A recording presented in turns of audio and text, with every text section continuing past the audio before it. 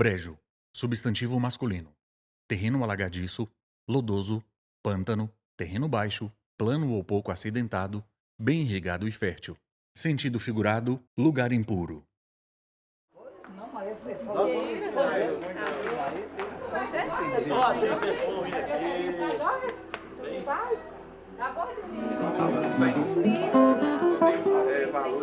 Vai dar uma ensaiadinha?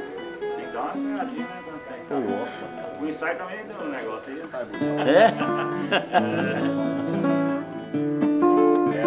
É só menor. Essa era minha menor. Ah, você não é menor? Aí dá a voz pra vocês?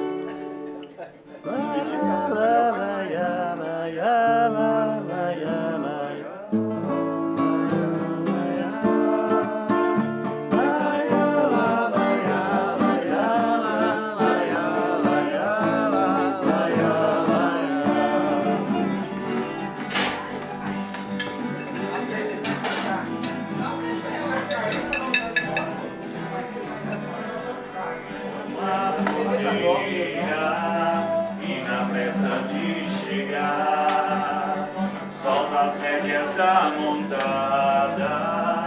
O que eu quero é voar.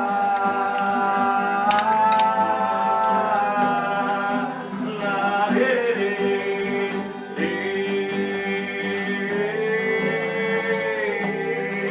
lê, lá, lê. Continua aí até o final. É uma torta, né? Isso aqui é do santo, viu?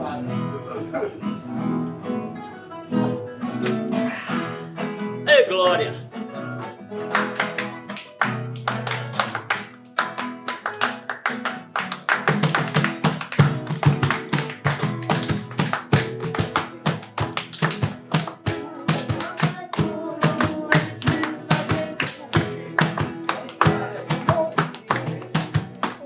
Uma das coisas mais interessantes que eu acho dessa música é porque não é só o brejeiro que vibra com ela, né?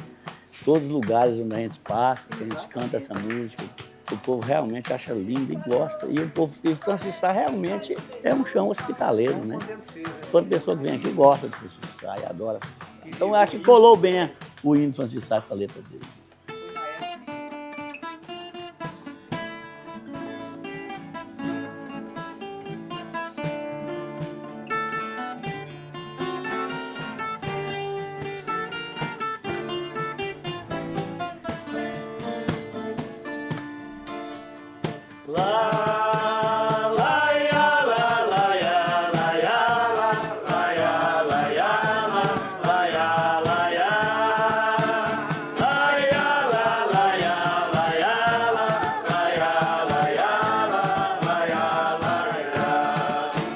Banho das almas de Antônio Figueira, de São Gonçalo, Francisco Sá.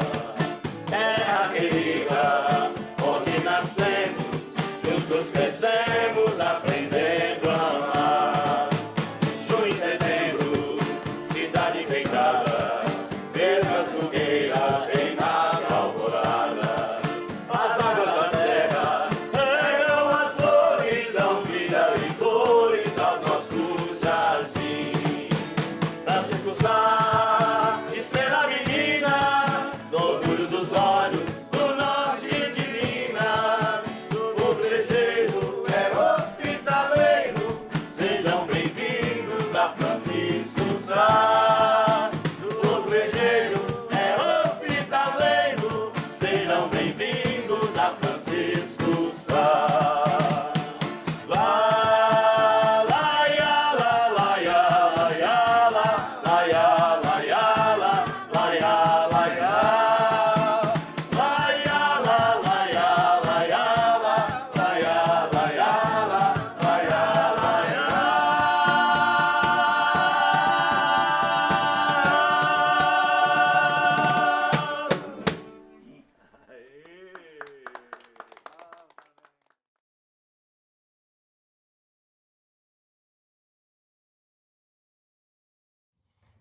Pedro, conta pra gente um pouquinho da chegada do Antônio Gonçalves aqui na nossa cidade.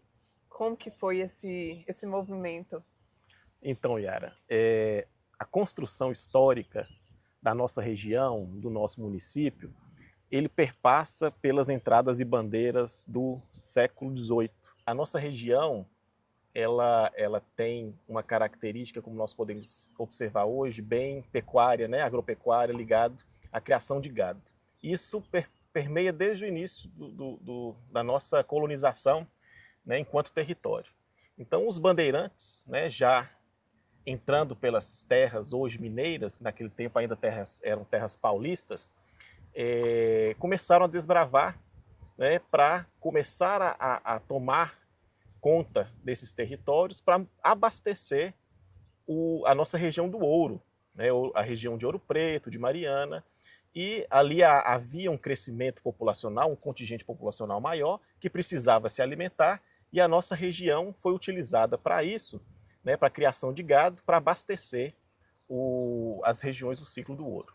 E o bandeirante Fernão Dias, ele foi um dos grandes desbravadores, né, da nossa região, e da bandeira de Fernão Dias nós tínhamos Antônio Gonçalves Figueira e Matias Cardoso.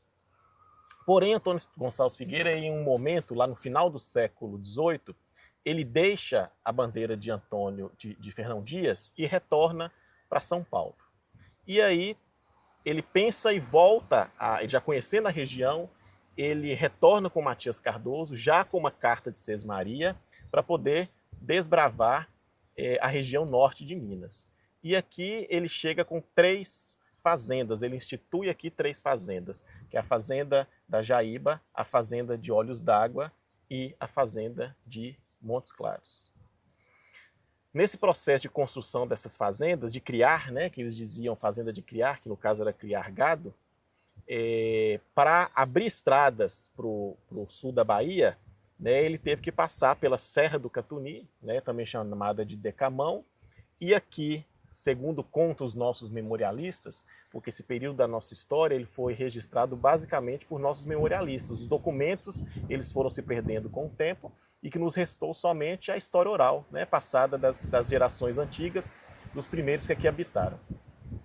Ao passar por essas terras, uma das lendas que nós temos, né, a oficial, é que aqui no dia 2 de novembro de 1704, na Lagoa das Pedras, né, onde hoje está a nossa querida lagoa, ele, dia de finados, colocou um cruzeiro e ali ele fez uma oração junto com as pessoas que estavam com ele para continuar abrindo as estradas, subindo para o sul da Bahia. E aí o início do processo, né, de colonização dessas terras.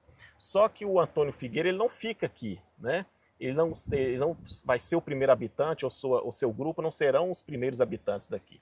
Ele retorna à sua fazenda em Montes Claros, ele deixa para os seus herdeiros para colonizar, ele volta para São Paulo, e algumas décadas depois, contam os nossos memorialistas, que chegando aqui com uma sesmaria, o senhor Antônio Gonçalves da Silva, Major Antônio Gonçalves da Silva, ele vai ser, de fato, o primeiro habitante a construir aqui um sobrado, e segundo diz também a tradição, ele e sua esposa, os construtores da nossa primeira matriz, lá em 1768. O doutor Arthur Jardim, que foi prefeito de Francisco Sá, e escreveu em sua monografia, ele vai nos retomar um pouco dessa história, desde as tribos indígenas, que eles encontraram aqui os vestígios, né, os tapuias. Ele vai nos dizer que os tapuias eles eram dissidentes das tribos dos aimorés, expulsos pelos aimorés e que aqui habitavam, mas isso tudo nós não temos registros, a não ser o registro oral. Com a construção da matriz e a vinda do senhor Antônio Gonçalves da Silva, a localidade, o Brejo das Almas, as Caatingas do Rio Verde, vai passar a pertencer a Minas Novas, né, que era a cidade mais próxima, que hoje não é tão próxima, mas é que era a responsável por todas essas terras. O Antônio Gonçalves ele falece, deixa a terra para os seus herdeiros, e aí começa uma outra lenda, que é a chegada do sargento-mor Jerônimo Xavier de Souza. Então nós temos a história de que o sargento-mor ele chega aqui comprando essas terras dos herdeiros do Major Antônio Gonçalves da Silva, ou que ele veio aqui a mando do imperador, né? Porque ele teve que se casar com um amante do imperador e tido uma filha, né? Que era filha bastarda do imperador, mas isso tudo ainda está no campo da lenda. Mas o que nós temos é que ele chegou nessas terras e junto a ele, e aí ele será sim o primeiro colonizador que vai distribuir as fazendas, e junto com ele algumas famílias o acompanharam, né, os sertanistas da época, para poder iniciar esse processo de habitação e de colonização do nosso município. E o Sargento Mó, ele com essas famílias, ele distribui essas terras e começa o nosso processo de habitação, né, ainda pertencendo a Minas Novas. O nosso processo de rompimento com Minas Novas vai ser um tanto questionável. Minas Novas não vai aceitar perder, né, o Brejo das Almas, e o curato de Brejo das Almas. O curato, nós não podemos esquecer que no século XIX, séculos XVIII, século XIX, todos os nossos territórios eles também pertenciam à Igreja Católica. A Igreja Católica tinha um domínio, né? Eram as paróquias, né? A eleição era baseada em paróquias, né? O curato é onde morava o cura, né? Onde sob os cuidados do cura, o cura é o padre. Então, a nossa região ligada também à Igreja Católica, as subdivisões da Igreja Católica, a Igreja Católica estava intrinsecamente ligada ao Estado brasileiro. Minas Novas perder Brejo das Almas não era um bom negócio, ela não queria, isso a gente consegue já observar nos documentos, né? É a partir daí que nós temos já documentações desse processo, e em abril de 1839, oficialmente, o distrito de Brejo das Almas, já instalado, é separado da Câmara Municipal de Minas Novas, passando a pertencer ao Arraial das Formigas, ou Montes Claros de Formigas. Aí fica aquela disputa entre Montes Claros e Grão-Mogol por um bom tempo. Isso. Depois que nasce o distrito de Paz, né, de Brejo das Almas, pertencendo a Formigas, há redivisões, né, durante todo o percurso aí, e uma disputa política a quem passa a pertencer o distrito. Seja Grão-Mogol, seja Montes Claros, ora está com Montes Claros, ora está com Grão-Mogol, e há embates, né, calorosos, inclusive, na Assembleia Provincial de Minas, lá em Ouro Preto, sobre a subdivisão territorial do município, né? Pertencia a Grão-Mogol, a Montes Claros, um não querendo ceder para o outro. Uma das desculpas que nós temos é a questão do Rio Verde, né? Os deputados, ao defender a permanência em Grão-Mogol, por exemplo, alegava que o Rio Verde enchia, dificultava a passagem da população para Montes Claros, ou as pessoas do distrito apoiavam Montes Claros devido à proximidade, né? Então isso virou uma disputa política por muitas décadas, até se consolidar já na década de 70 do século XIX, a Montes Claros, que permaneceu até a emancipação política. Pedro, a gente sabe da importância que é preservar a memória da nossa cidade, né? E você é uma das principais pessoas que buscam preservar essa história através das pesquisas. E como você vê a importância disso? O porquê você faz isso? Yara, Olinto Silveira, no livro Minha Terra é a Nossa História, ele faz um apelo quase profético e futurístico, né? Ele diz o seguinte: essa obra vai auxiliar o futuro, ou as pessoas do futuro, no Brejo contemporâneo, no Francisco Sá do futuro, a construir a sua história, né? Ou aprofundar na sua história.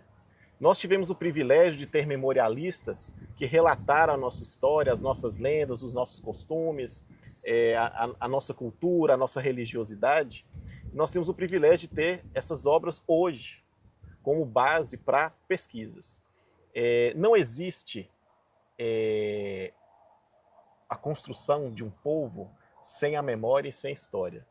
Francisco Sá teve essa vantagem de ter esses registros. E é necessário que nós preservemos com afinco essas nossas memórias e principalmente a nossa história.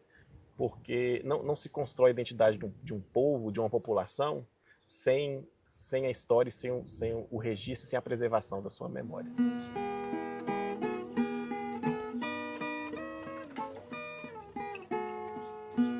Meu pai nasceu na Gamileira, era filho de João Pio Alves da Silveira,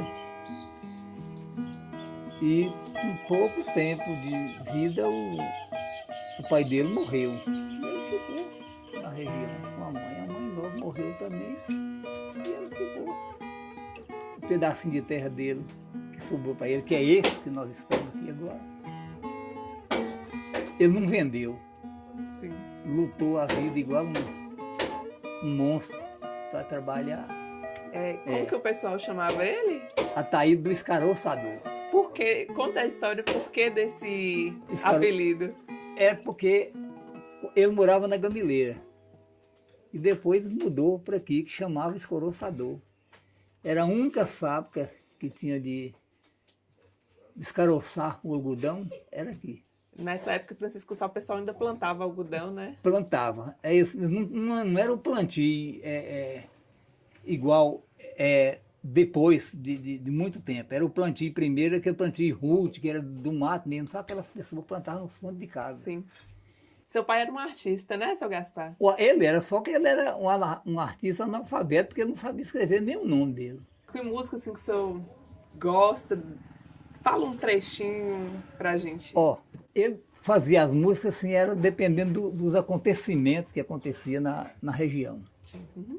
Teve uma festa de reis, uma folia de reis aqui, o homem chamava Antério, a mulher chamava Isabela. E como a folia é uma coisa que faz, tirando as doações, para fazer a reza no dia 6 de janeiro.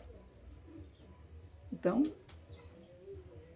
ele contou o que ele tirou, porque ele era folião, né? Ele contou as doações que foi dadas, as esmolas, que falava de esmola.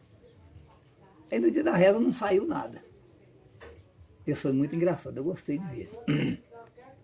Aí ele fez o pasquim que eu falava, né? Ele falou, 24 de dezembro foi um caso muito sério. Logo a boquinha da noite foi a reza de Antério. O caso estava em silêncio, estava igual um cemitério. Antério é um homem pequeno, mas é muito rancento. Foliou 11 noites, tirou 1 conto e 200. Mas o resto que sobrou foi para Isabela tratar dos dentes. Aí continuou. Ele falou, eu fiz minha risinha, minha promessa está segura. Fiz o doce dessa festa, uma banda de rapadura. O arroz de Antério não tinha um oi de gordura. Eu marquei minhas rezadeiras, porque as rezadeiras de fama era o povo do Silveiro, Pena e Silveira.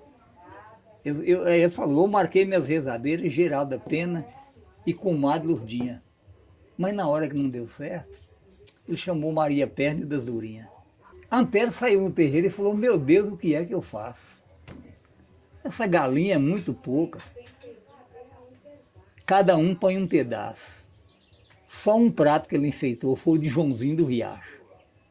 Era o chefe da rua. Aí ele falou, essa briga começou, estava à meia-noite por dia. Isabela brigou com o Antério porque deu beco na fatia. Aí para terminar ele falou, e culpado foi Ataíde, que era o folião da guia. E eu termino lá. Aí quando foi no fim da música, para que ninguém tomasse dele, ele falou assim, quem fez esse ABC, falava de ABC, né? Quem fez esse ABC foi um cabra lavrador. Foi nascido na Gamileira e mora no Escoroçador. Toda a vida ele é querido. Ele chama Ataíde, é um filho que Deus criou. Entendeu? Então, ele quando fazia uma coisa, ele mostrava.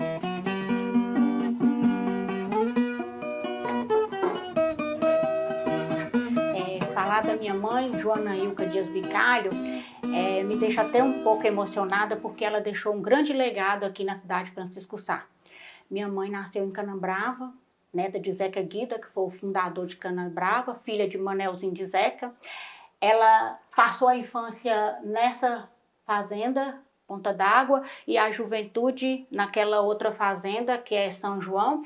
E a partir daí ela veio para Montes Claros, porque ela tinha vontade de estudar música, aprender. Então, o meu avô, como naquela época tinha uma condição de vida muito boa, trouxe ela para Montes Claros. Ela veio morar na casa de uma tia minha, que era irmã do meu avô, e aí ela foi estudar no Colégio Imaculada, que na época era colégio de freiras, só estudava mulheres, e também foi fazer o conservatório. Nessa do conservatório, ela foi pegando gosto, porque ela sempre gostava. Quando ela ia nas festas de Canabrava, ela tocava sanfona e animava todas as festas. E aí meu avô viu que ela tinha, né, um grande interesse e deu ela esse piano para ela começar, né, a trajetória dela musical. E aí ela terminou o conservatório, voltou para Francisco Sá, casou com meu pai, né, ela já namorava, casou com meu pai, e eles fixaram residência aqui, né? E aí ela começou o trabalho, né? Ela começou o trabalho dela primeiro na educação, né? Foi uma grande educadora, contribuiu demais na época de Feliciano, que era prefeito, contribuiu.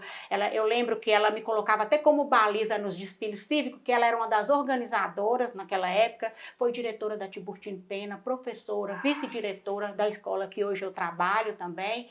E aí ela tinha uma amizade com Dona Celeida, Ana Valda, que já é falecida, esse pessoal assim, da época assim, que gostava da educação, da cultura, e junto elas foram organizando essa parte cultural e educacional de Francisco Sá.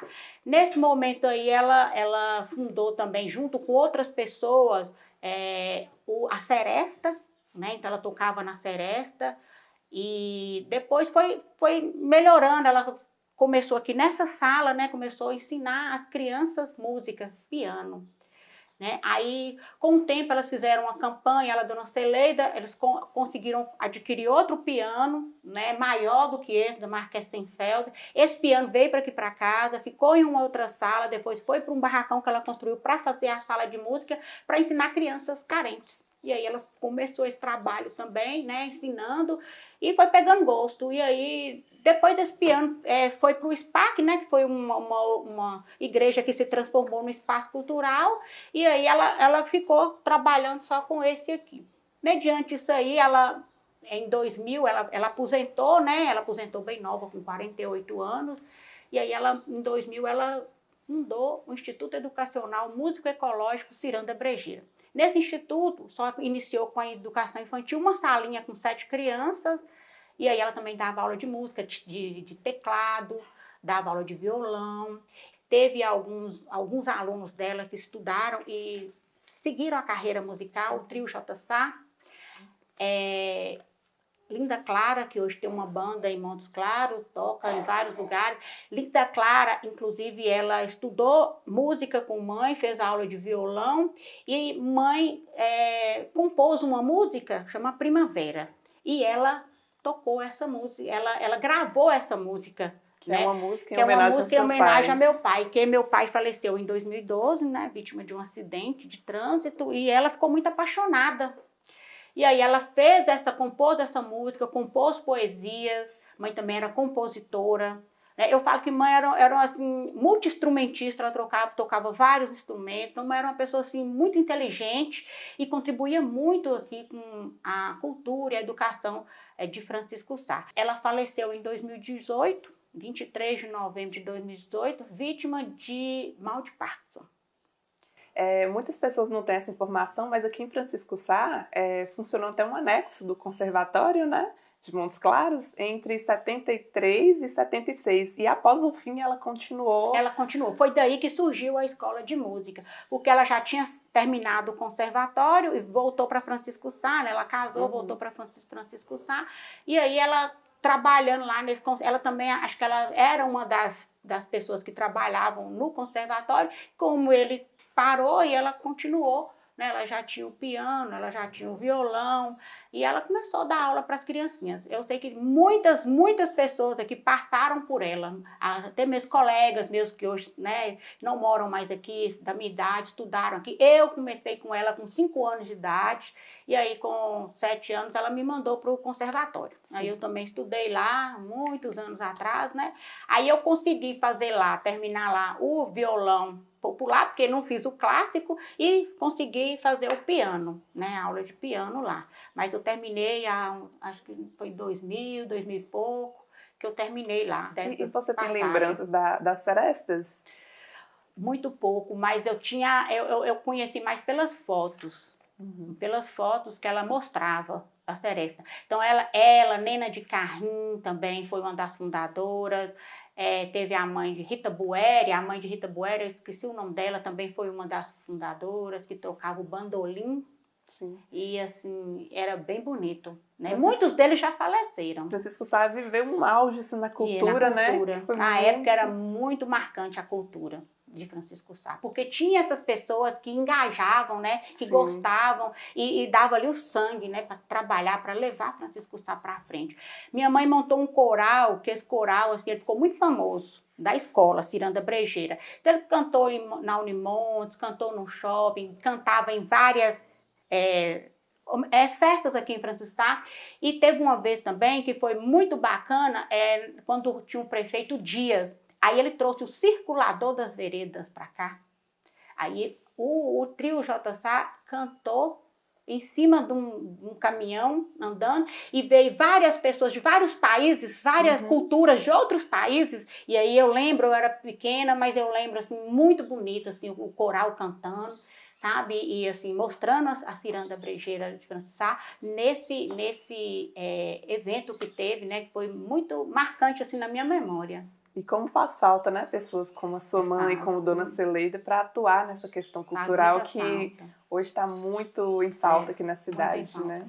E assim, quando eu lembro assim do legado da minha mãe, assim, eu fico muito feliz porque assim, eu falo assim, nossa, eu nasci de uma pessoa que fez muito pela cidade de Francisco Sá, né? Então eu fico muito honrada de ser filha da minha mãe. E inclusive essa letra, ela tá até aqui, ela tá no formato de teclado. Inclusive também, ó, a poesia para o meu pai, ela também era compositora, ela compunha poesias, ela compôs essa poesia para o meu pai quando ele faleceu e compôs para outras pessoas. E essa foi para o meu pai, que ela fez, né, em homenagem ao meu pai. E daqui também tem, né, a música, mas na versão de teclado. Porque na versão do piano, a partitura a gente tem, mas assim, guardei muito bem guardado que eu ainda não, eu não consegui encontrar. Mas aqui tem a parte da versão do teclado.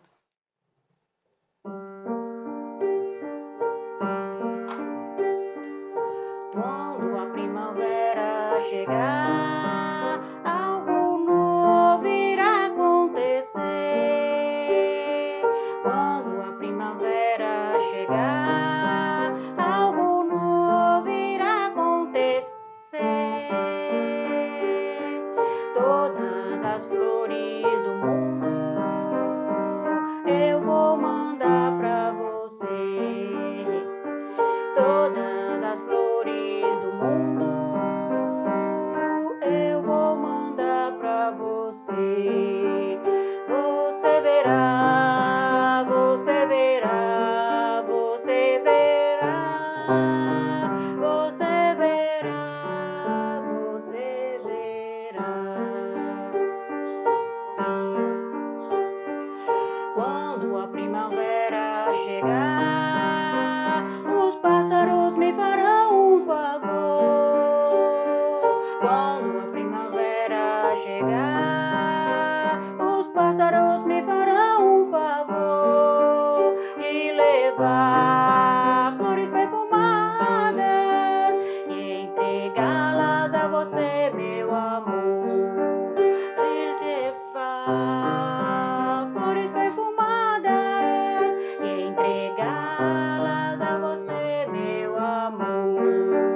Você verá, você verá, você verá, você verá, você verá.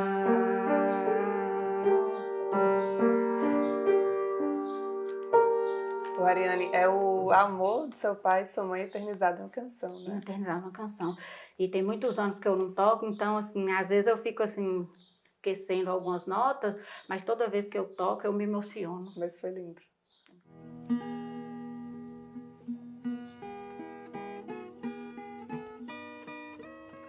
Yara, o Jacinto Silveira é o principal líder da emancipação e criação do município de Brejo das Almas.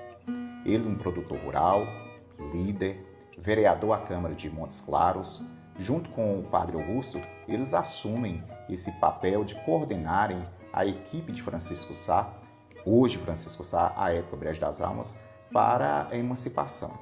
Esposo da Mariquinha Silveira, uma normalista, professora, eles apresentam a demanda dos seus correligionários aqui de Francisco Sá diretamente na capital. E depois de uma batalha longa, de muitos tropeços, de muitas quedas, eles conseguem a aprovação com a criação do município.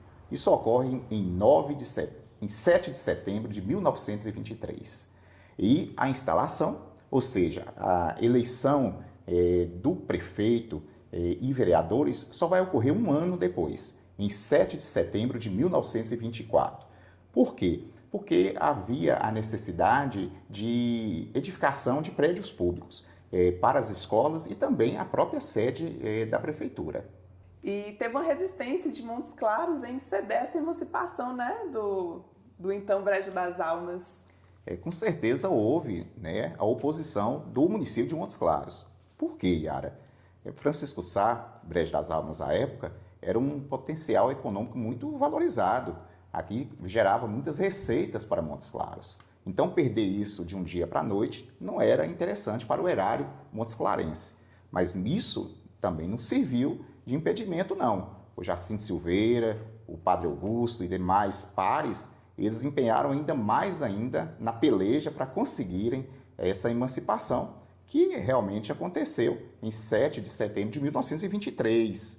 Mas o que é bom a gente destacar desde logo é que não ocorreu a instalação, ou seja, não foi empossado logo em seguida o prefeito. Isso demorou um tempo. Por que demorou? Francisco Sá, quando ele foi emancipado com o nome de Brejo das Almas, não tinha prédios públicos, não tinha escolas, não tinha nem mesmo a sede do futuro executivo. Por isso, esses empreendedores, essas lideranças, formadas na sua grande parte por produtores rurais, eles precisaram juntar dinheiro e construírem esses prédios. Então o recurso foram das pessoas que moravam no município? Sim, o Estado ele não financiou a construção desses prédios públicos, não. Segundo os nossos escritores, aquilo que consta aí em atas, né, em registros políticos da época, houve doações de fazendeiros, de produtores, para a edificação desses prédios, entendeu? E isso aí viabilizou. Agora nós temos que deixar claro, emancipação, 7 de setembro de 1923, instalação, 7 de setembro de 24. Existe uma diferença entre instalação, que é a posse do prefeito, e emancipação, que é a criação do município. Entendi. E nesse período era tudo indicação, né? Não existiam eleições. Essas eleições, eles foram votados, tanto é que o Padre Augusto era vereador à Câmara de Brejo das Almas. A primeira Câmara tinha o Jacinto Silveira, né, tinha o Padre Augusto, Gentil Dias, tinha o Zeca Guida, entendeu? Tinha o senhor Rogério Costa Negro. Então, eram políticos que muito mais doavam do que recebiam. Não havia vencimento, não havia salário para esses vereadores, para esses políticos. Ah, sim. E nesse período, doutor Charles, era eleições? Só lembrando para você, Yara, de 1924, com a posse do Jacinto Silveira, até 1931, ele esteve como prefeito. Aí veio aquele período, né, da ditadura, em que nós não pudemos votar, 1930 até 1945. Francisco Sá teve vários prefeitos que foram indicados desde a capital. O Balden, né? E eu estou lembrando aqui dos demais, não, que são vários. E voltamos a votar novamente de forma democrática, elegendo Feliciano, já no segundo meado da década de 40. Isso foi em 1947. Justamente. Isso. E teve o apoio do capitão Enéas. É outra figura muito importante aqui em Francisco Sá, né? Tanto é que ele hoje, o nome do município, Antigo Burarama, é Capitão Enéas, Que pertencia a Francisco Sá também. que pertencia a Francisco Sá, como também Janaúba um dia pertenceu a Francisco Sá. Doutor Charles, vamos falar sobre a mudança de nome do nosso município, né? Ah, que bom. Éramos o antigo Brejo das Almas. Conta um pouquinho dessa história, os nomes que nós tivemos antes, né? Eu acho interessante, Francisco Sá, ele não tem uma definição certinha do nome. Brejo das Almas, alguns autores locais atribuem de forma diferente a razão desse nome. Primeiro, Brejo das Almas, eles falam que o Gonçalves Figueira, o bandeirante, quando aqui chegou, foi num dia de finados. Aí eles rezaram nesse dia e acamparam diante de uma lagoa. Brejo, lagoa, almas por conta do dia de finados.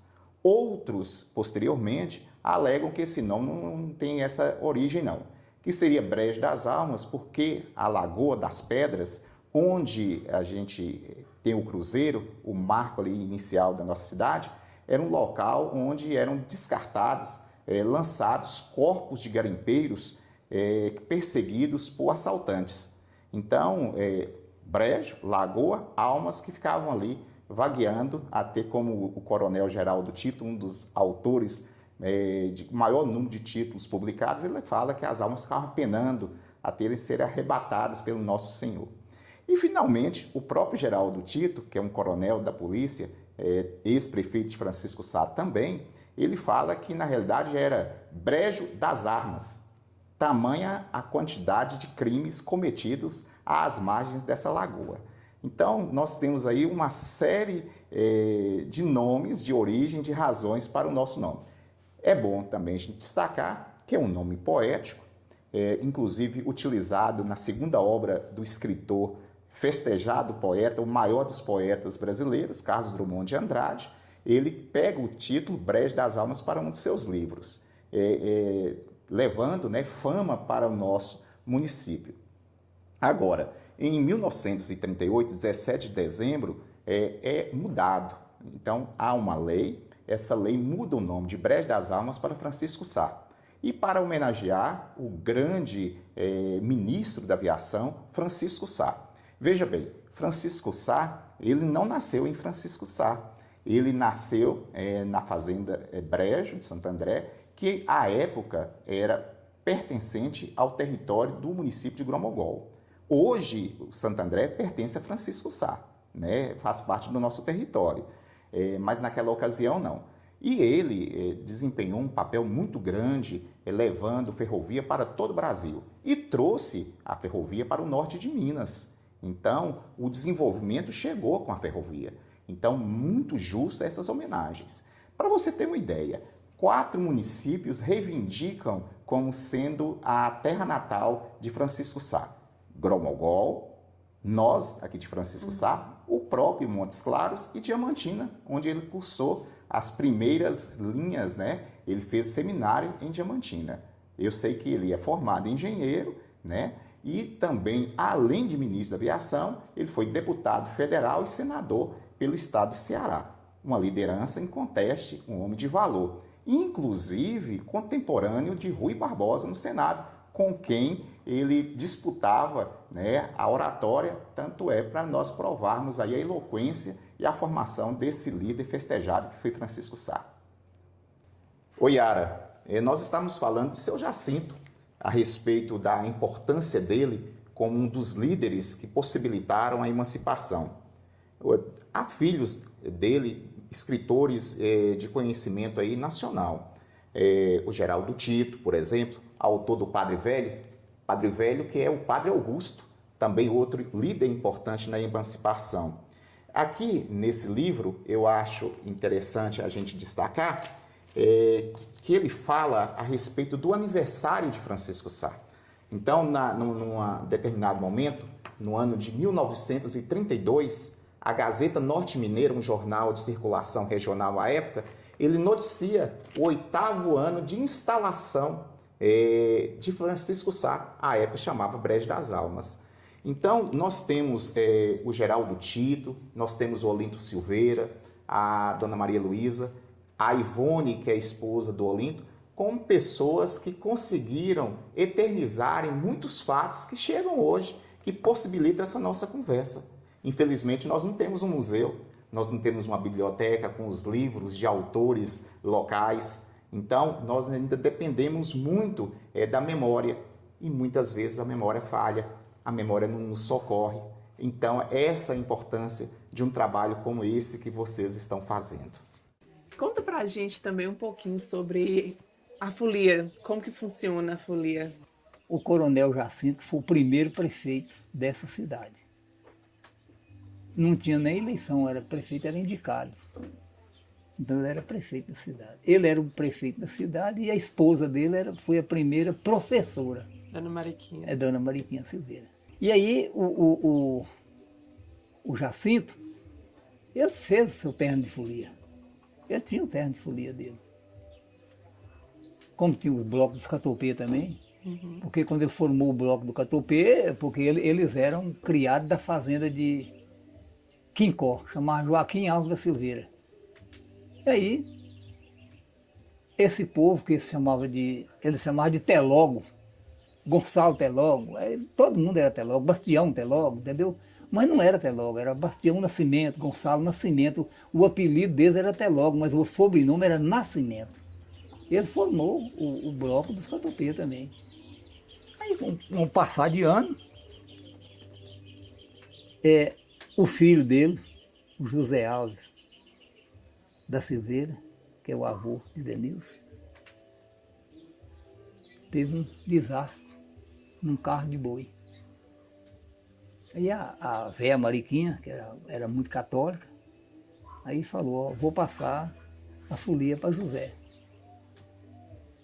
José vai tomar conta dessa folia. Aí passou a folia para José. Com a condição, durante a vida ele ia foliar e rezar o texto. Aí ele fez. Foliou muitos e muitos anos. E meu pai, que era primo carnal dele, foi para lá para ajudar a esfoliar. Aí chegou uma certa época, ele falou, primo, eu não aguento mais andar, fazer o cortejo, você vai fazer o seguinte, você vai ser o guia da folia agora. Aí meu pai continuou, até quando ele morreu. Depois que ele morreu, acabou a folia. Passou uns tempos, um genro dele, o José Gonçalves, que era marido da filha mais velha dele, que era Odília, veio aqui e falou com o pai, você vai fazer uma promessa para mim. O pai falou, pô, jeito, é o folião e nós vamos. Aí fez os 3 anos, que era de Maria Luísa, a menina dele. Aí fez os 3 anos. O dia da reza, da última reza, o Dedé foi, chamado Dedé de Negrinha. O Dedé foi e falou, olha, eu estou querendo uma coisa com vocês. Se vocês aceitar, eu vou continuar a mesma coisa que o velho fazia, eu vou fazer. Vou continuar a devoção. Aí todo mundo aceitou. Aí eu já estava desde lá do São Domingos. Aí ficou mais 27 anos, parece. Aí o Dedé morreu. Agora acabou a folia. Agora não tem mais. O terno era o mesmo, só mudava de vez em quando. Uma pessoa, entrava outra, saía uma, entrava outra. Aí viemos fazer a folia para Nivaldo Tempero, Nivaldo Risadinha, fala Nivaldo Risadinha. Foliamos 7 anos para ele. Aí no fim ele falou a mesma coisa, se vocês quiserem me ajudar, eu vou continuar a devoção de lá de São Domingos. E aí, estamos até hoje fazendo isso aí. Aí o dia que passou a reunião para a casa de Nivaldo, eu falei, ó gente, o grupo do São Domingo, o terno de folia do São Domingo, ele não acabou. Ele vem continuando. Isso aqui são galhos da primeira árvore desse terno de folia. Aqui é como se fosse uma locomotiva num trilho.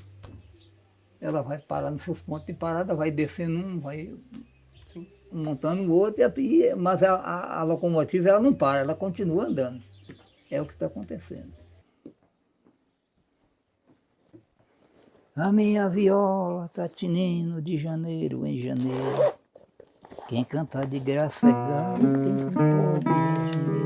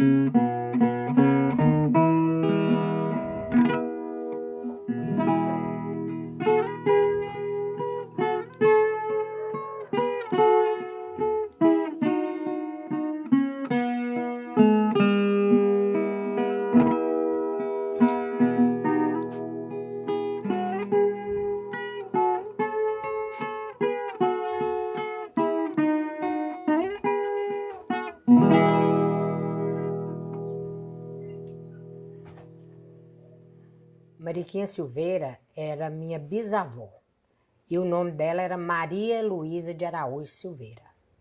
Ela foi a primeira professora aqui em Francisco Sá. Era casada com Jacinto Alves da Silveira. E a minha avó é filha dela, Maria Augusta. Maria Augusta também foi professora. Depois ela, já mais velha, né, ela casou com Francelino Dias, que era farmacêutico, e tiveram uma filha, Terezinha Silveira Dias Moreira, que é minha mãe. Minha mãe, Yara, estudou em Belo Horizonte, foi a primeira professora, a primeira mulher que fez faculdade aqui em Francisco Sá. E ela fez faculdade de farmácia.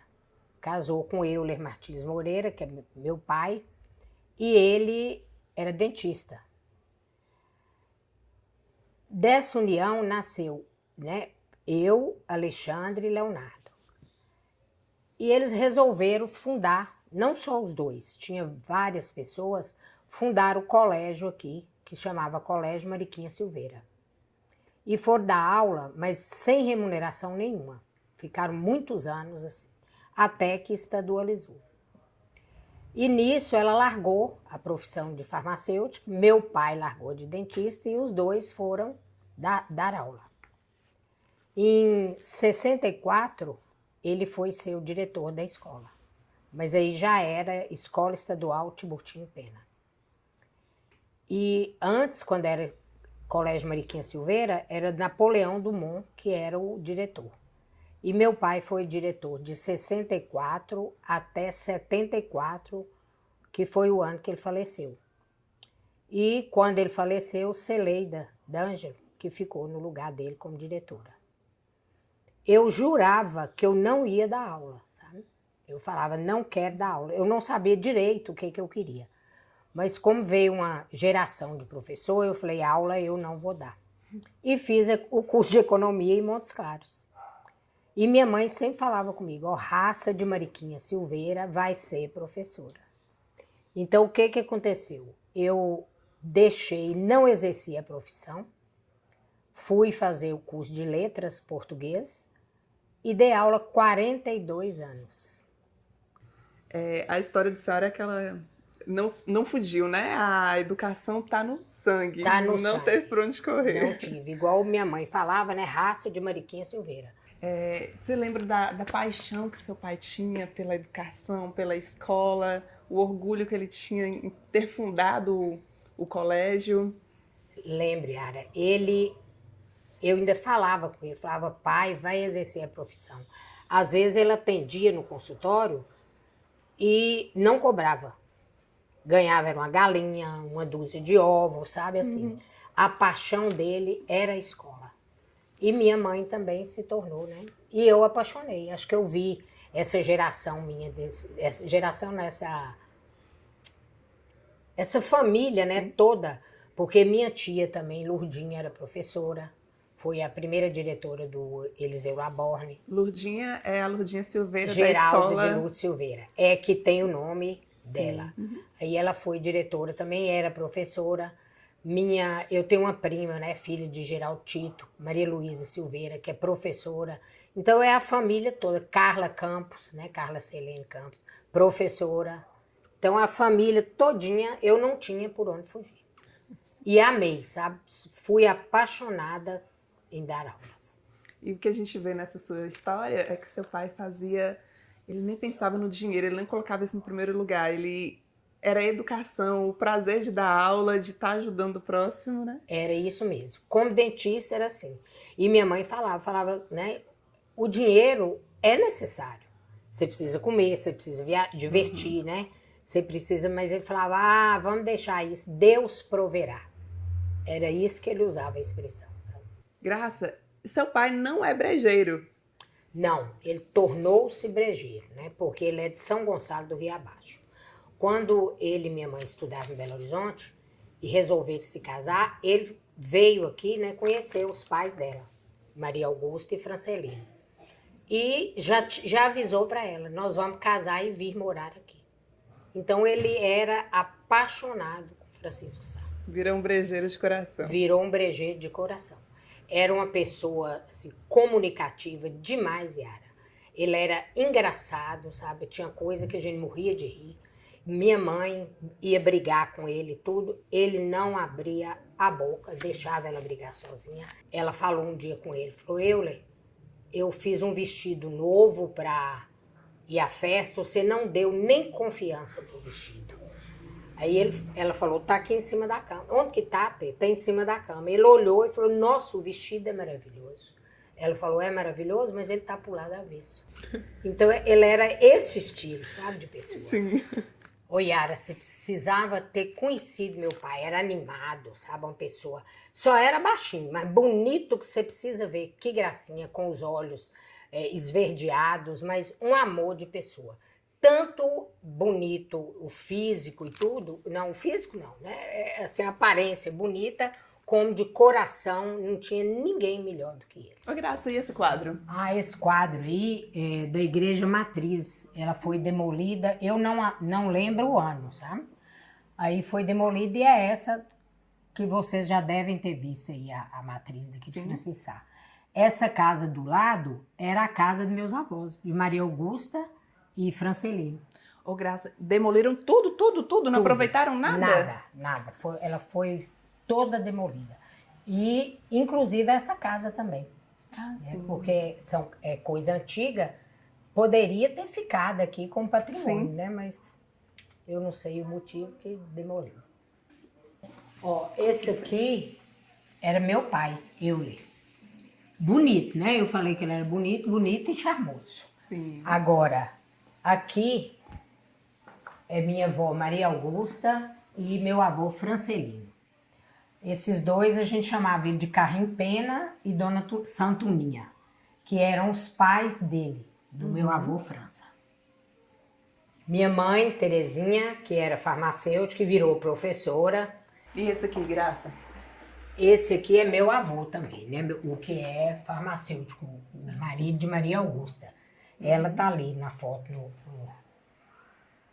nessa parede aqui, ó. Licença. Aqui é ela, Maria Augusta, que é professora também. Aqui era o lugar preferido dos meus pais, que por aí você tira o tanto de livro, né? Gostava demais de ler. Meu pai, ele pegava 3, 4 livros, ficava lendo os 3, lia um pouquinho de um pouquinho de outro. E minha mãe a mesma coisa. Agora, eu tô nessa linha também, gosto de ler, mas eu leio eu não pego 2 nem 3. Ao mesmo tempo? Ao mesmo tempo que eles liam, 2, 3 livros. Minha mãe já mais velha, as fotos deles, tem gente que fala, mas pega a foto dele mais velho, mas não teve, porque ele morreu com 50 anos. Muito jovem, né? Muito jovem. Essa é minha mãe, Terezinha. Ela faleceu com 88 anos. Né? Você vê meu pai com 50 e ela com os 88. A lenda conta sobre o padroeiro, São Gonçalo, que uma velhinha foi catar lenha. E aí lá ela encontrou uma imagem, não sabia que santo era. Mas quando chegou e mostrou, né, para as pessoas mais entendidas, é a imagem de São Gonçalo do Amarante. Então ela pôs a imagem na casa dela, arrumou um altarzinho, começava a rezar. E aí, no dia seguinte, a imagem não estava na casa. Voltou para o lugar onde ela foi encontrada. Tornou a trazer. E várias vezes aconteceu. Então, decidiram que ele queria ficar em outro lugar. Aí decidiram erguer uma capela para ele. Nesse lugar que ele sempre voltava. Elegeu São Gonçalo padroeiro da cidade. Depois, com a vinda, não é, do sargento Mó, que ele era daquele tempo, as terras eram das sesmarias, né, do Império ainda, né? E aí então ele doou tudo para São Gonçalo. Então até hoje, se alguém quer construir ou então comprar uma casa, primeiro tem que ver se ainda pertence a São Gonçalo. Se pertencer, tem que ir lá na arquidiocese comprar a terra, né? Essa casa mesmo foi assim, né? Quem construiu primeiro foi lá comprar o terreno. Essa região central da cidade é toda assim, de né? São Gonçalo, né? Agora já, acho que já não regularizaram, tem mais, não, né? Já está regularizado tudo. Então, depois aquela capelinha precisou ser ampliada, foi construída a matriz. E primeiro, só uma parte, né, que era o presbitério, né, onde tem o altar que o padre celebrava, né, e os fiéis eram poucos. Depois foi ampliando, construiu outra parte, mas em frente, né, aumentou. E vieram vários padres, porque poucos padres ficavam pouco tempo aqui, né? Não eram definitivos. Ficavam um ano. Aliás, eu tenho todas as datas, né, de todos esses padres que passaram por aqui. Até que o padre Augusto veio como pároco, né? Como vigário. E ficou aqui muito tempo. E então, mas depois que ele faleceu, vieram outros padres.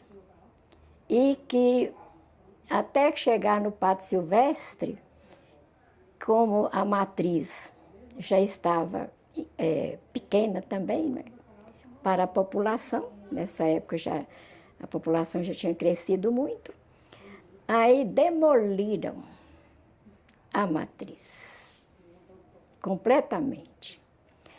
A história conta, né, até qual foi o carpinteiro que fez os altares. Mas coisas artísticas, né? Mesmo, coisas lindas, maravilhosas. Então, a matriz ficou tendo duas partes. Essa parte do presbitério, que é onde o padre celebra, não é? Então, era de assoalho, que foi a primeira parte. A parte da frente, que aumentou, já era de ladrilho, onde estava enterrado o padre Augusto.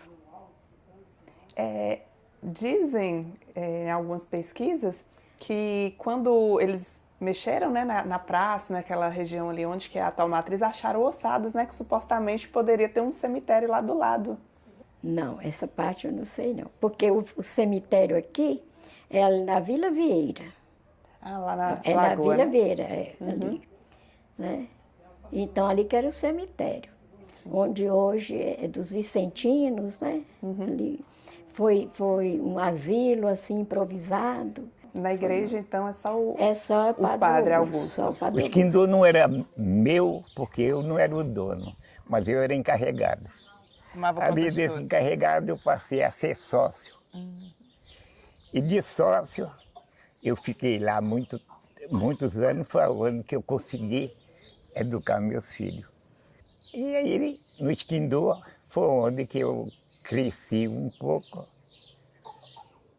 Uma hora eu estava dançando, outra hora eu estava cozinhando e fiquei lá 12 anos. Olha, para você ver, eu não era, porque minha mãe era viúva, e quem era mais do Rancho da Lua era Casquinha, que era o meu irmão, e tinha Dá, que tocava violão. E eu, naquela época, eu era mais, assim, caseiro. Eu tinha que ficar mais, era com minha mãe, né? Então, eu não posso ir. E não fiquei muito naquela época, porque lá era para morrer mesmo. E eu era preso. Mas o Rancho da Lua foi muito bom. Era um rancho que a gente não sabia mesmo, é porque chamava Rancho da Lua, porque naquela época chamava Camaré mesmo. Sim, depois que mudou o nome. Depois que foi Rancho da Lua. E era de uma dona que chamava Loura, muito assim, educada, e era daquela pessoa que sabia cativar o povo, mas como dona, né? E ali era farra, onde é que dançava, aonde que brigava, aonde ia preso. E foi daquele jeito. E depois daquilo foi aonde que eu falo que os Quindô, nós seguramos muita gente. Foi dois ranchos grandes, porque nem eu fiz, foi o doutor Eustáquio que formou e botou o nome de Esquindô, que nós não sabíamos nem por que era Esquindô.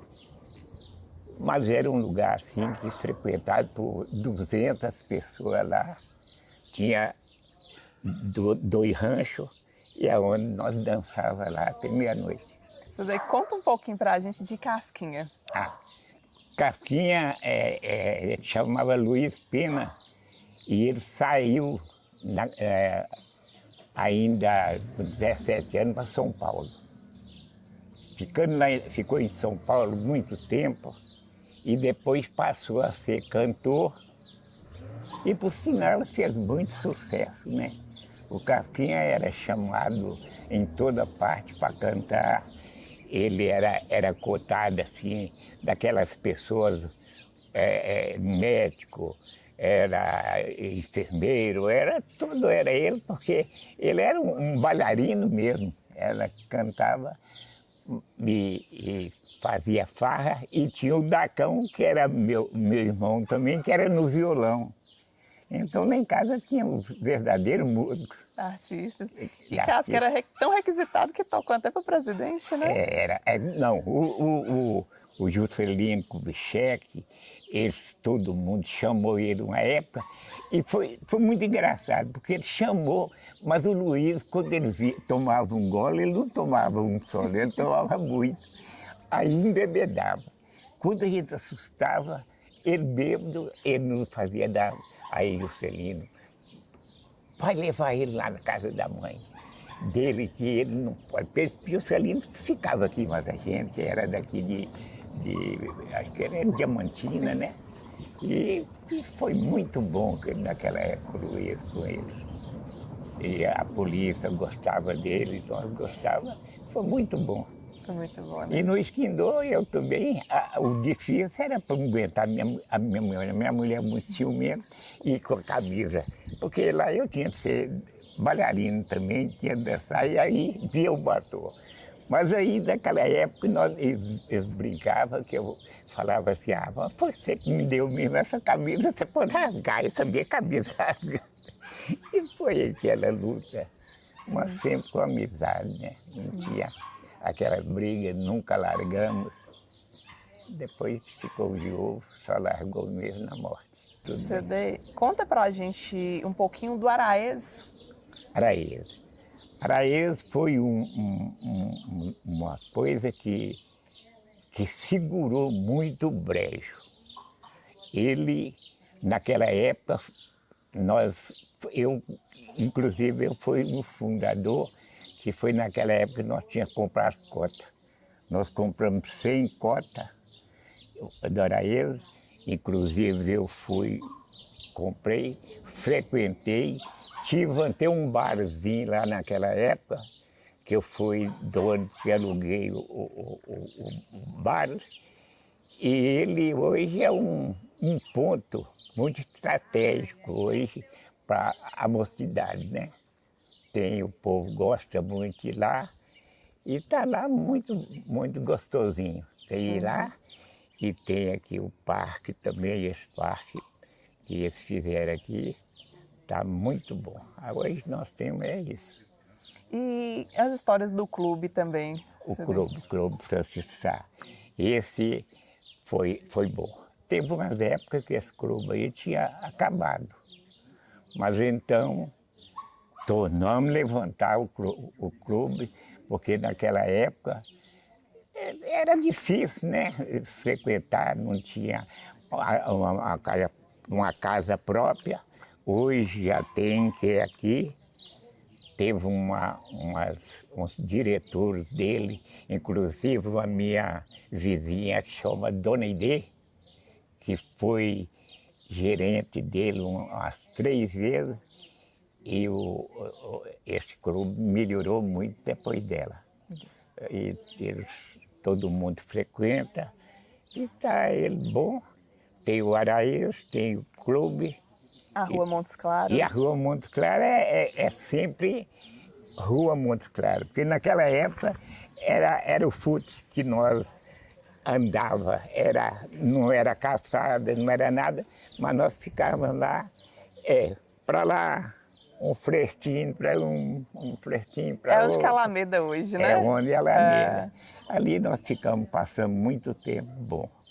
Lá era... Roubaram meu gato. Conta a primeira história do bar. Porque roubaram meu gato. Foi uma música que eu tinha o Luiz, que era o cantor mesmo de tudo. Mas eles roubaram meu gato, foi indo, eu passei até a ser cantor. O gato, ele é assim. Eu ainda gostava que ele fazia... E aí eu comecei. Roubaram meu gato, eu sem gato fiquei, todo coberto de rato. Esta noite eu me achei. Ele não ama ninguém mais, porém, ele só diga assim: adeus, o meu anjo da flor, e vai se distrair. Bota um velho queijo furado lá debaixo do armário. Quando comi um quarto, ele comiu outro. Ele não ama ninguém, mas porém, ele só diga assim: adeus, meu anjo da flor, e vai se distrair. Roubaram meu gato. Muito Se eu tivesse com as pernas boas, eu fazia, porque eu faço a virada do roubar o meu gato. Tinha até uma coreografia, né? Aí dava uma melhorzinha mesmo. E foi isso. Aproveitei bem minha vida. Hoje eu estou com meus 90 anos, né? A gente era um bando de rapaz novo, solteiro, e a gente ia para a casa de um senhor chamado Eulimpo. Ele plantava algodão, na época era muito campo de algodão que ele fazia. Então, dava no domingo, tinha aquela turma de rapaz e moça, e ficava debaixo de um pé de quixaba, que fez uns bancão grandes, a gente sentava ali, e ficava ali no domingo, todo mundo tocando violão, viola e cantando. E tinha um rapaz que também era fulião, chamava José Gaia. Ele tocava essa musiquinha assim, ó, mais ou menos assim, ó.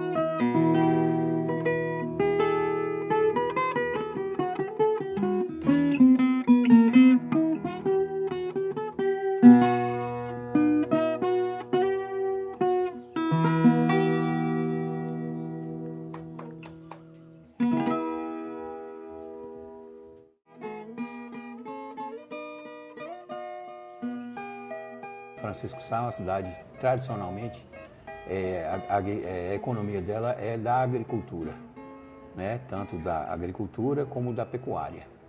Era a maior produtora de alho, a capital de alho, né? de Minas Gerais, a maior bacia leiteira do norte de Minas. Então, assim, tradicionalmente, Francisco Sá é um grande produtor da agricultura. Aos poucos, por falta de políticas sérias, né? Políticas focadas nessa produção nossa, entendeu? Isso foi diminuindo à medida que o tempo vai passando e foi diminuindo. E com isso, com certeza, o município nosso só teve a perder com isso. Deixou de arrecadar, deixou de gerar emprego, né? Então, hoje, nós estamos nessa dificuldade. Então foi assim, teve problemas políticos e a seca também foi um fator assim que prejudicou muito, né, a economia nos últimos anos. Mas, por um outro lado, a gente vê também que as tecnologias foram sendo desenvolvidas para que isso impactasse tanto no nosso resultado. Haja vista, quando a gente plantava alho aqui, o alho, quando começou, era molhado de regra, né? Então, assim, hoje nós temos microaspersão, que faz economia, muita economia de água, tem vários tipos de forma de irrigação que traz maior produtividade na lavoura. E a tecnologia também ajuda nessa questão da produção do leite também, né? A nossa cooperativa, tradicionalmente, ela teve início na década de 70, não é? Então, assim, a gente ouve histórias aqui de outras administrações que a cooperativa recebia diariamente mais de 30 mil litros de leite por dia, né? Hoje a gente está numa dificuldade porque estamos recebendo apenas 7 mil litros por dia. Né? Então, isso impacta muito a cooperativa desde a década de 70, né? Porque na fundação dela, foi na década de 60, através de uma fábrica de farinha que os idealizadores daqui tiveram esse interesse de fazer. E com isso criaram a cooperativa no ano de 1971, e de lá para cá, graças a Deus, a nossa cooperativa é uma das poucas ainda que existe, né? Por isso é que a gente está pedindo ao nosso produtor que volte para a cooperativa, a importância que essa empresa tem aqui dentro da nossa comunidade. E a nossa intenção é que a gente tem, no meu caso, eu tenho experiência em outras cooperativas, outra cooperativa, num ramo diferente, que é a cooperativa de crédito. Essa experiência eu estou querendo trazer aqui para a cooperativa. Mas, assim, o produtor ainda não tem essa consciência do cooperativismo tão quanto é importante o cooperativismo dentro de um município. É uma empresa que tem mais de 50 anos, hoje nós temos 14 funcionários diretos, temos 1.200 e poucos cooperados, né, entre ativos e inativos, e a gente tentar resgatar isso aqui. Não justifica a pessoa ser da cooperativa do município de Francisco Sá, deixar de colocar seu produto dentro de uma cooperativa para colocar o seu produto num laticínio particular.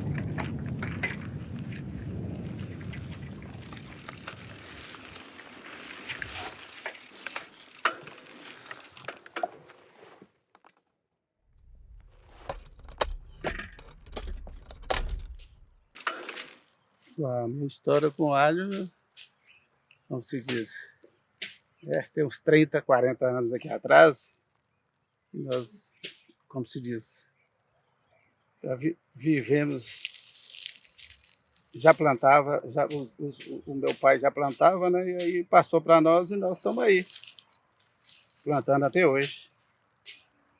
Esse é um alho, hoje, a gente plantava um cateto roxo. Hoje nós plantamos um catete e planta também um amarante. Inclusive esse aqui é um alho amarante.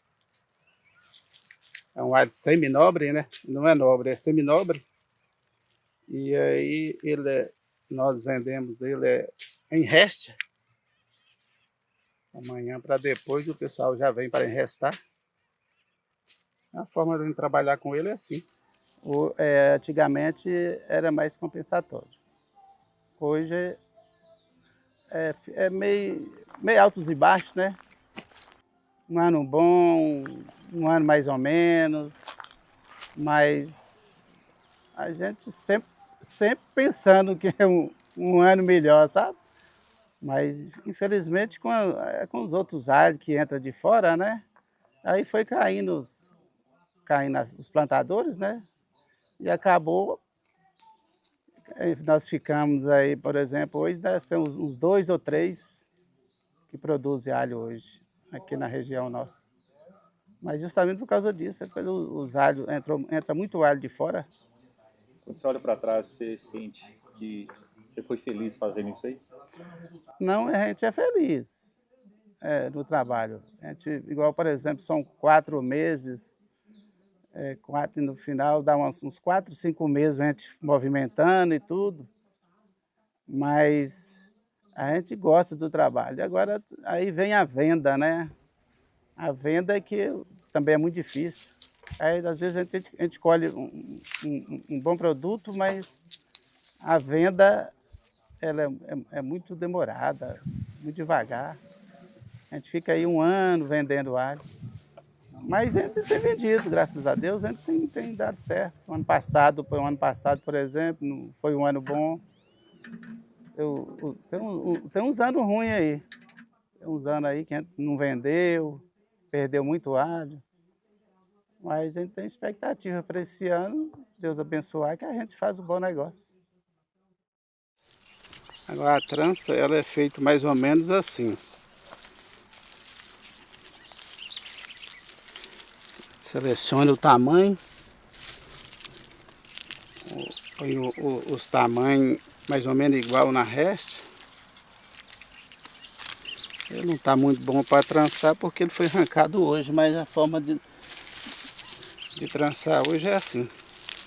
As profissionais mesmo, na segunda-feira elas começam a trançar, porque ele tem que dar uma murchada para ficar umas restas mais firmes. Uhum. Mas é mais ou menos desse tipo aqui. E vamos ver, ela é de condição boa. E um dia apareceu jogando umas pedras nas telhas da casa. E jogando nessas pedras. Aí quando foi um dia, ele não tinha medo dessas coisas. Naquela época o dinheiro era guardado num baú, né? Ele tinha um baú grande lá. E era abonado, era guardado dentro do baú. Aí quando foi um dia ele reclamou que o baú dele estava amanhecendo cheio de esterco de cavalo. Cheio de esterco de cavalo. E o dinheiro jogado por todo canto, esparramado. Quem quisesse ver, podia ver. Aqui tinha um farmacêutico que chamava José Mateus Ribeiro. Ele era gordão e não acreditava nessas coisas. Então o Mateus um dia chegou mais ou menos 1 hora dessa, mas lá era fila de gente que ia lá ver. A hora que começava o pau quebrar lá, era fila de gente para ir. Aí o Mateus era muito descrente, e chegou lá um dia, qual é capeta que tem? Vocês ficam com uma besteira negócio de capeta, esse povo jogando pedra aí, vocês estão falando que é capeta? Se existir capeta, que ele joga uma pedra em mim, antes de ele acabar de falar. Foi debaixo da costela dele e deu uma pedrada. Ele caiu frio. Mas nunca duvidou de nada. Não, não. E até hoje, que o pessoal perguntava a ele, falava, moço, eu fui falar asneira, pois eu levei mesmo.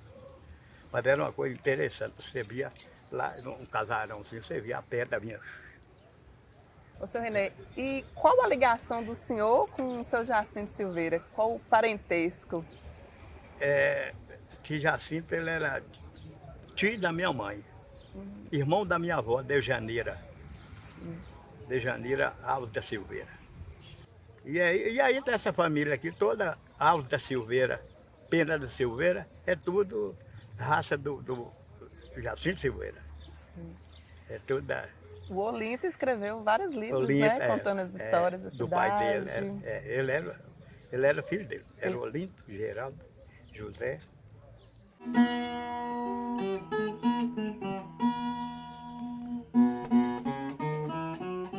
Uma determinada época eu procurei Humberto Silveira para me informar o porquê do estádio Miguel Miranda ter esse nome.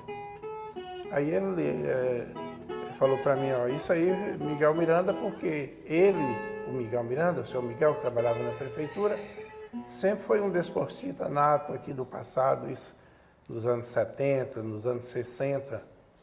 E era ele quem cuidava do campo, que determinava pessoas para tratar do campo, marcar jogos de futebol, levar equipes de Francisco a outras cidades circunvizinhas, né? Então, essa é a história da origem do estádio. E as equipes, né? O próprio Miguel Miranda, segundo eu fiquei sabendo, foi através dele mesmo, o seu Miguel, né? Tem o Vasco, que é a equipe mais tradicional do Francisco Sá, é a mais antiga.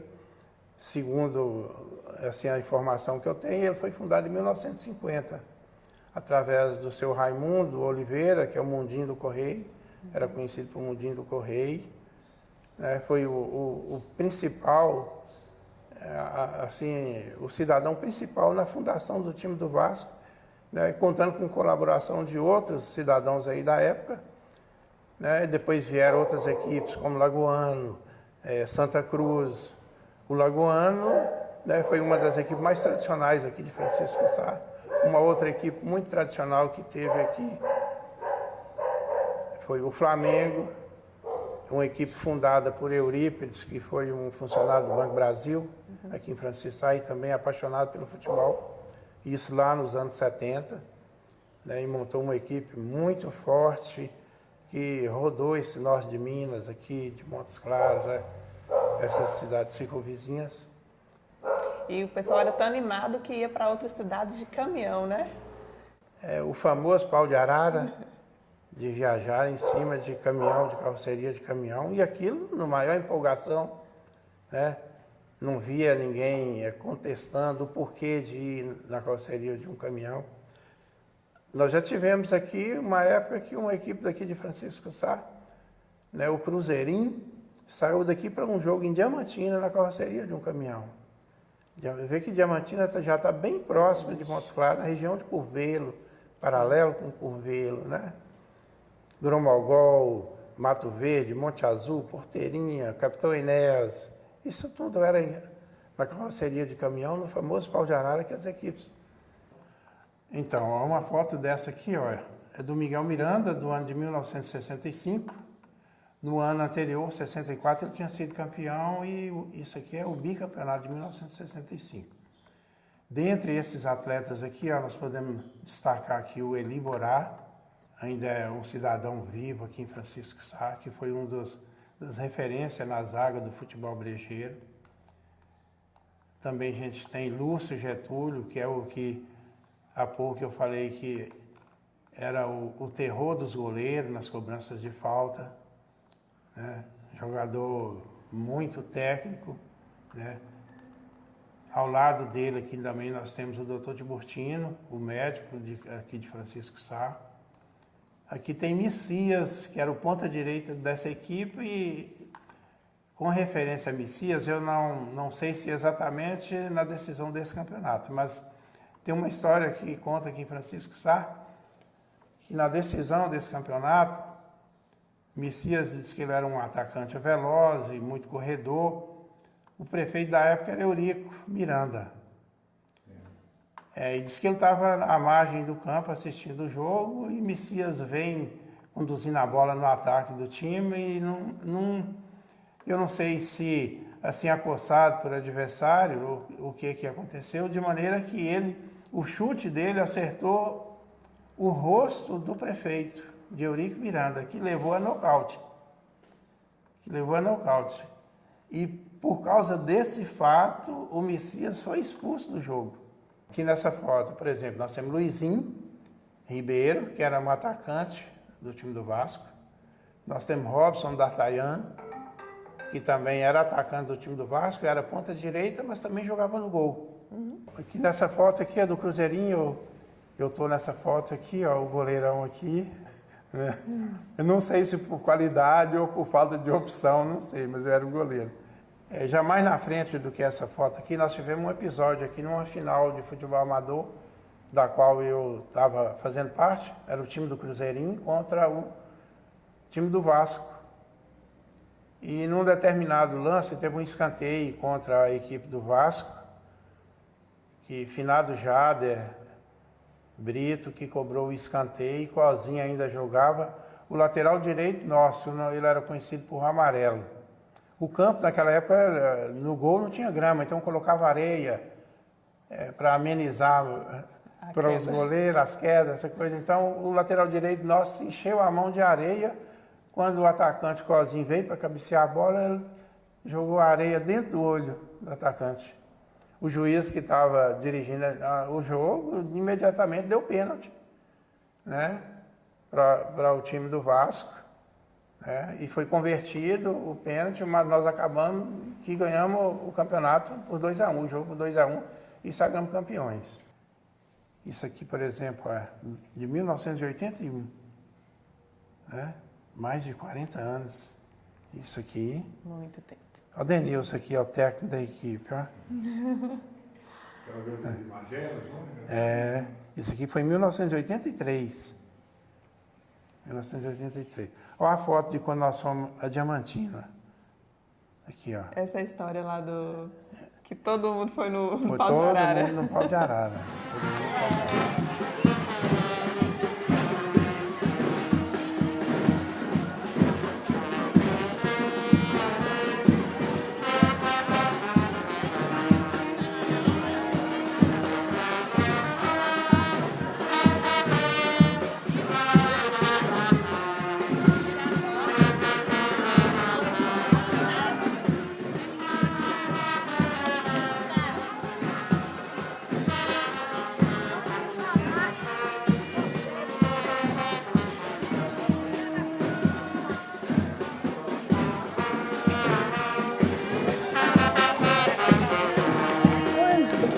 Fundou o Banco do Brasil aqui, os bancários chegaram, né, todos de fora.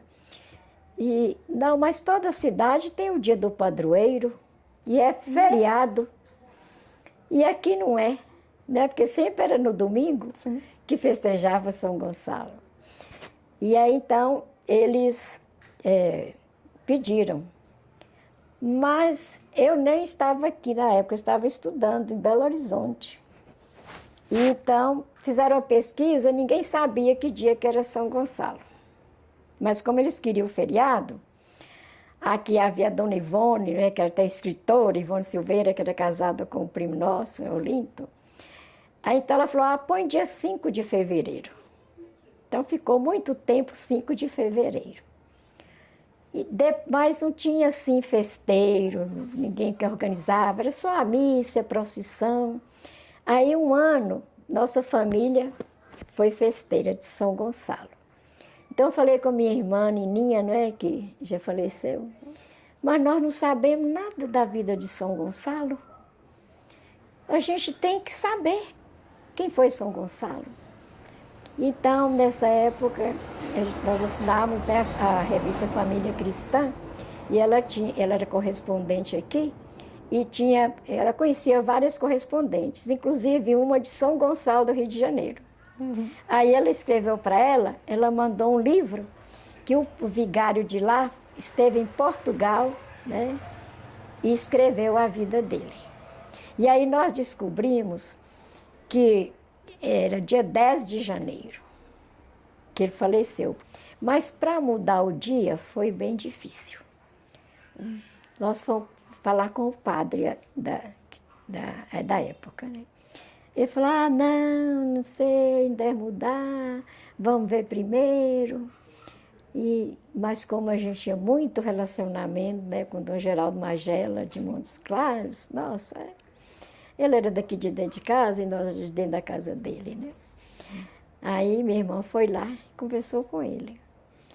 Então ele veio no dia da festa, dia 5, e falou, agora a festa vai ser dia 10 de janeiro. E explicou tudo por quê, sabe? E aí, então, desse ano em diante, a festa passou a ser no dia 10 de janeiro.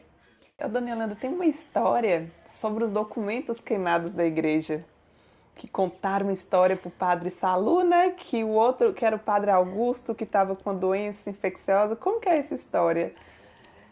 Não, pelo que eu sei, foi o padre Salu, que ele tinha asma. Minha mãe fala que pelo menos nós nascemos, né, na fazenda aqui perto, e ele ia sempre lá, e ele foi lá até ver se minha avó tinha um remédio para asma, mas disse que ele tinha asma. Mas foi quando o padre Salu morreu, o padre Salustiano. Sim, então foi quando ele morreu, então foi o padre seguinte... O padre seguinte. Que colocou, diz que se perderam muitos documentos, Nossa, né? Muito documento, que diz que era tuberculose. Mas eu lembro minha mãe contando ele indo lá na fazenda, pedindo remédio. Se minha avó sabia, né? Porque diz que ele falou assim, dona Delfina, pode-se falar que lagartixa torrada é bom? Eu quero que prepare uma lagartixa para eu tomar. Mas, né? Então ele morreu, mas foi de asma, pelo que consta, né?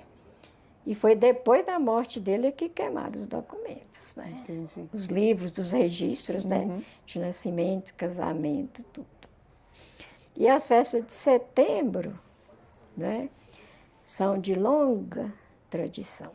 Sim. Né? Eu era criança ainda lá na fazenda. 20 famílias moravam na fazenda. A maioria tudo negra, sabe? E os homens todos faziam parte. E eram chamados de dançantes. Falavam dançantes de catopê. Catopê é a dança. É a dança. Minha avó, todos falavam. Meu avô foi imperador do divino, não tinha imperatriz. A mulher não, era só o imperador. E eram sorteados entre os mais abastados. Sabe? Depois um tio meu, irmão do meu pai, e assim a família sempre está envolvida nas festas. Né? Então, Nossa Senhora do Rosário, dia 8, Divino Espírito Santo, dia 9, e São Benedito, no dia 10. Porque São Benedito era o santo que se identificava, os negros se identificavam com ele, né? Porque ele é negro, né? Filho de escravos. E sempre teve as alvoradas junto com as Sim, festas? as alvoradas, né? E eram muito mais animadas e tudo. Aqui já teve também bandinha de música e tudo, o povo cantando. O povo cantava, né?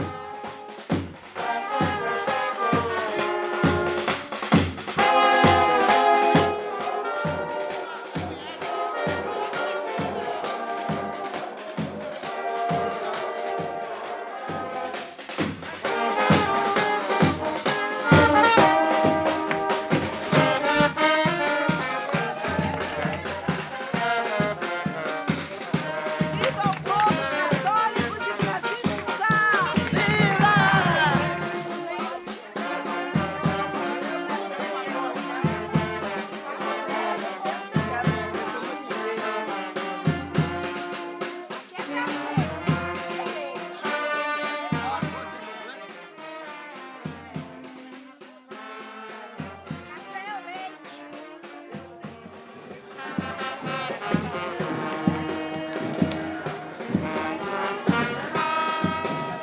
Catopê surgiu em meados de 1902, aqui em Francisá. Ele foi fundado no mesmo ano que a Folia de São Domingos, que tem uma história bem parecida, que na época era até meu bisavô, Jacinto Silveira. Ele gostava muito da parte cultural e histórica também. Nas viagens dele para Ouro Preto, ele conheceu a cultura dos catopês e também das folias de reis. E por conta de um acidente que teve com o meu avô, ele trouxe a folia por conta de uma promessa, que meu avô é José Alves da Silveira. E a partir daí, ele foi trazendo também mais essa cultura. E aí o catopê já existia em Montes Claros, aí aproveitou mais fácil para trazer, e que começou essa cultura, ele achou bonito, né? O catopê, ele representa o congado, né? Os reinados lá de Portugal, quando vieram os reis, príncipes e princesas, e eles queriam impor uma cultura religiosa católica para os africanos. E aí eles precisavam estar inseridos na religião para ganhar uma certa liberdade. Então eles acompanhavam, levavam esses reis, né, em carroças, eles mesmos puxavam essas carroças, usavam tambores para alegrar com fitas coloridas. E a roupa branca significa paz, né? Nós usamos a roupa branca, e o chapéu colorido com as fitas, que significa alegria. A alegria hoje da libertação, né, desses escravos. O espelho é o que reflete a alegria dessas pessoas livres, né, para comemoração.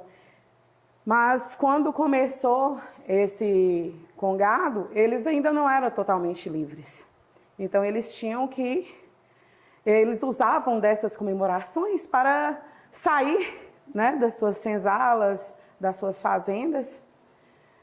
E hoje a gente tem uma maior alegria de levar. Então a música dos catopês, muitas vezes quando você escuta cantar, você não entende nem a letra. Porque a letra mesmo não teria sentido a gente falar ela certinho o que significa. Mas tem a cultura, a linguagem dos africanos, né? A conversa errada, o sotaque ainda um pouco afro. É cravo de rosa, blusa laranjeira, cravo de rosa, blusa laranjeira, não me digo, eu preciso de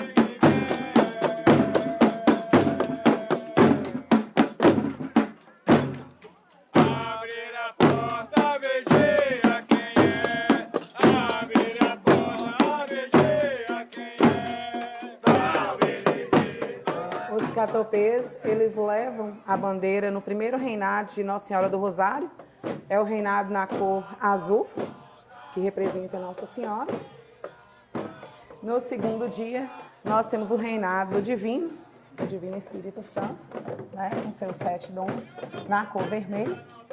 E no terceiro dia, nós temos o reinado na cor rosa do São Benedito, que era o cozinheiro, né, representante também, né? Ele é negro, um santo da simplicidade, que nos representa muito. E levando em conta, o nosso catopê é um grupo de simplicidade, né, de união, de afeto.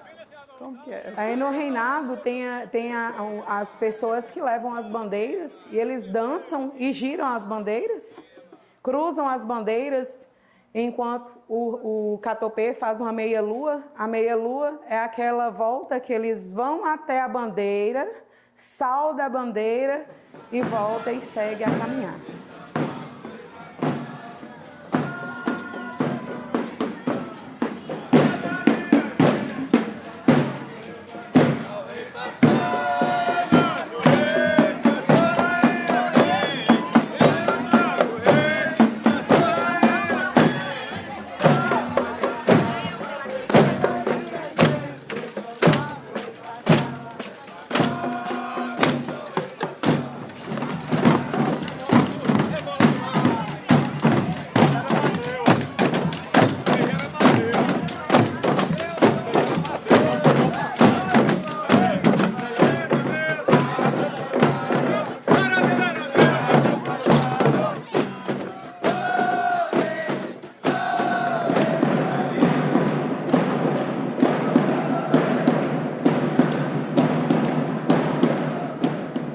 temos dessas imagens alguns catopês que não estão mais em nosso meio.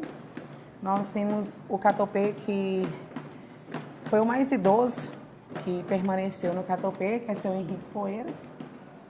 Ele morreu com 102 anos e ele, até o ano da morte dele, ele esperava sentado na porta da casa dele que os catopês fossem cantar para ele. Porque nós temos uma tradição de que quando a gente se reúne, o primeiro dia que a gente vai sair, a gente sai do local para ir até a Praça dos Catopês, que é lá na Vila Vieira. Aí a gente faz uma saudação na praça. E como ele mora bem próximo, aí a gente rodava e cantava na porta dele.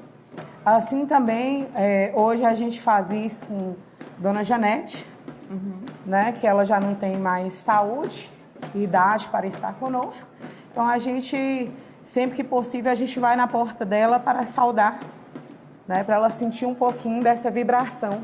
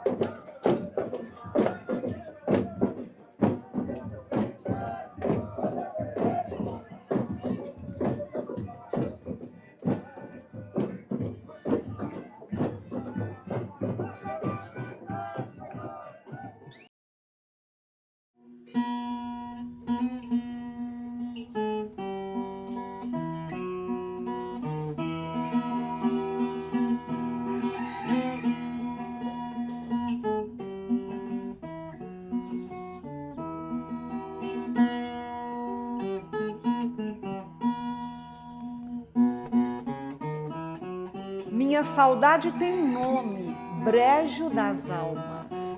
Foi lá que as memórias que me sustentam foram moldadas, esculpidas, costuradas. Minha saudade carrega o nome do cenário no qual a minha alma fez morada. Receptáculo dos meus mais doces afetos, por onde cavalga, montado em redemoinhos e ventos, meu coração inquieto, meu coração faminto das coisas do brejo. Futebol de salão no Araês, tardes de domingo, torneios no campão e as histórias de assombração. É de lá que vem esta saudade. É lá que a vida se espalha, a contemplar ruas, praças, parques, feiras populares, catopês, folia de reis, violeiros ao luar. Minha saudade tem seu nome, brejo das almas, etéreo lar. É onde o sol do norte infalivelmente vai brilhar, enquanto do alto do morro o Cristo abençoa a gente simples do lugar, gente que traz nos dedos e na alma os calos da lida diária, vaqueiros nos currais, agricultores a regar, com esperança e suor, mais uma plantação de ai. E artesãos a transformar em tesouros, esteiras de palha, objetos de couro. O que se faz com engenho e arte alcança a preciosidade do ouro. Minha saudade tem seu nome, brejo das almas, onde se ergue o cruzeiro, marco de todo o começo, a saga dos pioneiros. Minha saudade tem seu nome, minha terra natal. É por isso que me perco entre nostalgias e devaneios, em memórias abissais, em sua história, sua gente, seus cantores, seus boêmios, seus tipos populares, e em seus construtores, nossos ancestrais. E entre o que ainda existe e o que deixou de existir, fica em mim a nostalgia que meu coração não sabe como apagar. E com saudades assim, com este aperto no peito, este nó na garganta, transfiro a culpa ao luar e aos acordes melancólicos que brotam da viola soberana do violeiro Gaspar. Ó brejo das almas, igual a ti, outro não há.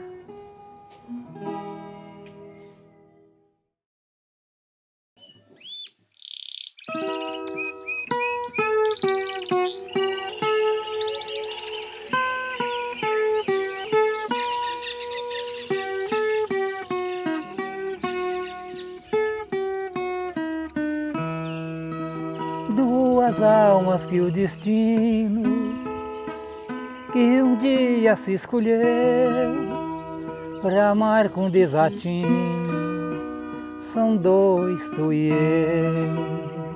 E se um dia no caminho que cruzaram nossas almas, veria a sombra do ódio para pagar o sol do amor, e desde aquele instante melhor fora morrer, bem perto e bem distante, podemos reviver.